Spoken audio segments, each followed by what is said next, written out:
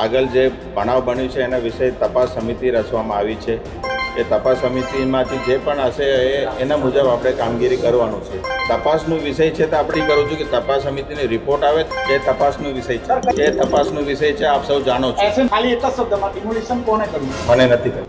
આ જવાબનો જવાબ જિગ્નેશ મેવાણીએ શું આપ્યો સાંભળો. ખબર નથી તો ભાઈ તમે ચૂપચાપ રાજીનામું આપીને ઘેર ભેગા થઈ જાઓ ને. નમસ્કાર મિત્રો, સુરતનું ડિમોલેશન, ભૂતિયા ડિમોલેશન, જેની કોઈ જ ને નથી ખબર કોણે ડિમોલેશન કરી નાખ્યું. કમિશનર પણ એવા જવાબ આપી રહ્યા છે કે આની ઉપર તપાસની જરૂર છે. તપાસ, પરંતુ જવાબ એક જ, કાંઈ ખબર નથી. સુરતમાં જે ડિમોલેશન થયું એમાં અનેક લોકો છે, એની છત છીનવાઈ ગઈ. આ ડિમોલેશન કોણે કર્યું એ કોઈને નથી ખબર. ન આમાં SMC કાંઈ જવાબ આપી રહી છે કે ન કોઈ અધિકારીઓ. બધા એવું જ કહી રહ્યા છે કે અમને નથી ખબર. પરંતુ આ જે ડિમોલેશન છે એનો ખુલાસો જિગ્નેશ મેવાણી દ્વારા કરવામાં આવ્યો છે.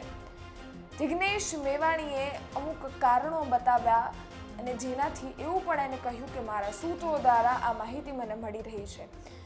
એવી શું માહિતી જિગ્નેશ મેવાણી પાસે છે ને જિગ્નેશ મેવાણીએ એવું તો શું ખુલાસો કરી નાખ્યો, આપણે સાંભળો.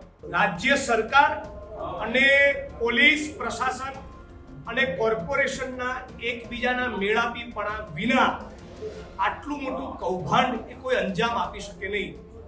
મને મળેલી માહિતી પ્રમાણે, સબ્જેક્ટ ટુ કરેક્શન, ભૂલ સુધાર પણ મારે કદાચ કરવો પડે, પણ મને સૂત્રો પાસેથી મળેલી માહિતી પ્રમાણે હાલ જે જગ્યાએ બેઠો છું, આ જ રાજકોટ શહેરની એક 4 કર્મચારી, પોલીસ કર્મચારીની ટોળકી જે રાજકોટ શહેરમાં મોટા તોડ કરતી, એ જ ટીમ અત્યારે સુરતમાં પણ મોટા તોડ કરી રહી છે.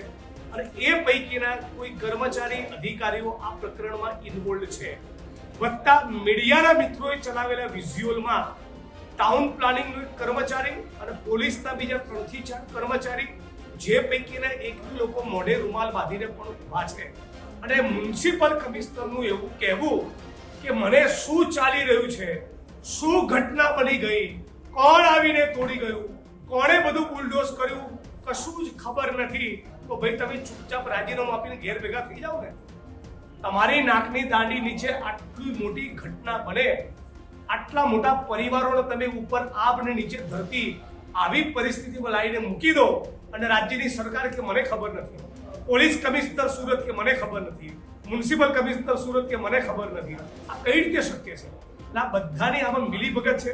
હું તો માંગ કરું છું કે નોન કરપ્ટ અધિકારીઓની બનેલી કોઈ SIT અથવા તો સીધું CBI ને આનું ઇન્વેસ્ટિગેશન સોંપવું જોઈએ, તો દૂધનું દૂધ અને પાણીનું પાણી થાય. આપણે સાંભળ્યા વડગામના ધારાસભ્ય જિગ્નેશ મેવાણીને, જેમને સમગ્ર બાબતે વાત કરી છે. સુરત ડિમોલેશન, સુરતનું ભૂતિયા ડિમોલેશન જે કોણે કર્યું એ કોઈને ખબર નથી, પરંતુ એને મામલે સીધા જ પ્રહાર પોલીસ પર કર્યા છે.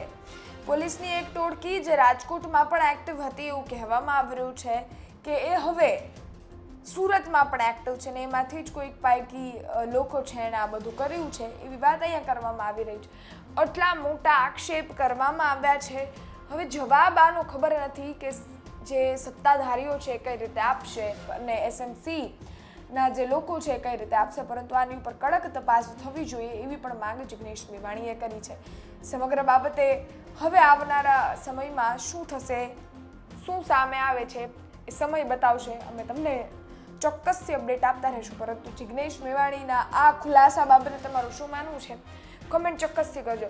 જિગ્નેશ મેવાણીની વાતથી તમે કેટલા સહમત છો એ પણ કોમેન્ટ કરજો. બાકી ફરી મળીશું. ધન્યવાદ.